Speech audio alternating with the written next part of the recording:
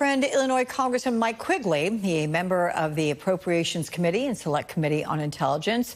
Welcome, Congressman. It's always good to speak with you. So I understand you were at one of those Mexican Independence Day parades. Give me a sense of what you saw. And is there a palpable sense of fear among people attending that parade?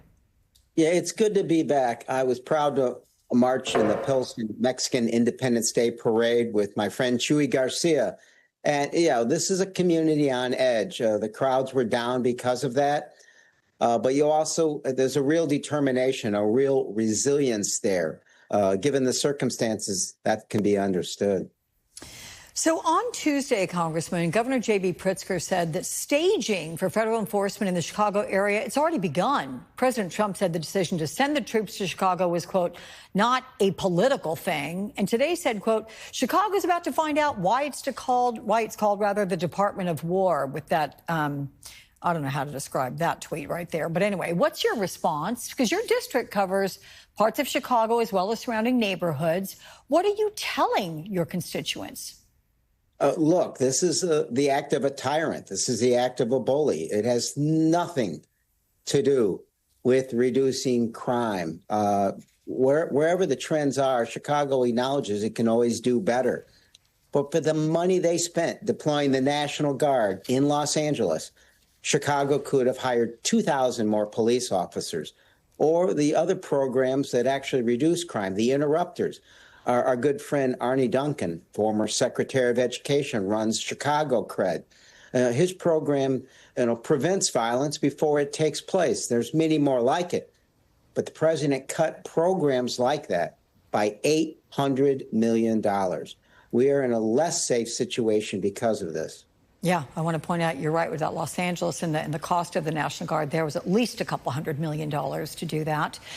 You and 9 other Illinois members of Congress sent the White House a letter demanding that it suspend its plans. And it says, quote, the deployment of the U.S. military into American cities is not about safety. It's about abusing the power of the executive branch and threatening Democratic-led cities and states that dare to openly oppose your authoritarianism.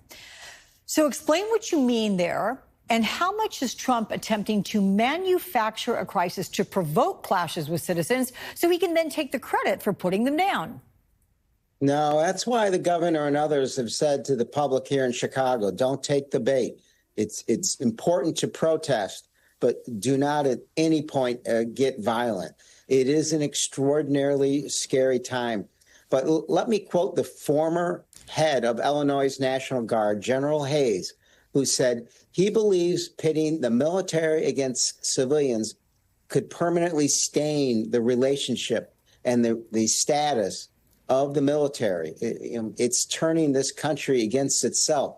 It's a president desperately trying to change the topic from the economy, from inflation, from Epstein, failed foreign policy efforts. And unfortunately, we're feeling the brunt of it here in Chicago. You mentioned foreign policy, sir. I want to move on to the Russia-Ukraine war because NBC News reports of a plan for the U.S. to be the top watchdog of a buffer zone of sorts inside Ukraine if a peace deal comes together. This demilitarized area would reportedly be secured by non-NATO countries. No U.S. troops would be deployed there. On Friday, Vladimir Putin said any foreign troops deployed to Ukraine would be considered legitimate targets. What do you make of that and of the prospects for peace right now? Look, Putin understands one thing, and that is strength. He does not see it in Trump.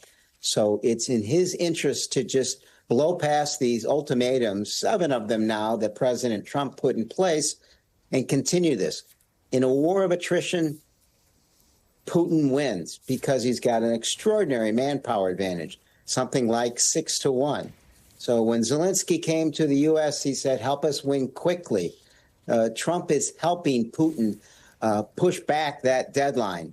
And in the meantime, Putin escalates this and maintains his maximalist conditions on any sort of cessation of violence. It's a terrible situation, not just for Ukraine, but all of Eastern Europe.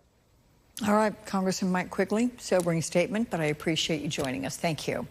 My next guest helped Congress investigate the January 6th Capitol attack, and now he may be under investigation himself because he was part of uncovering what happened that day. Investigating the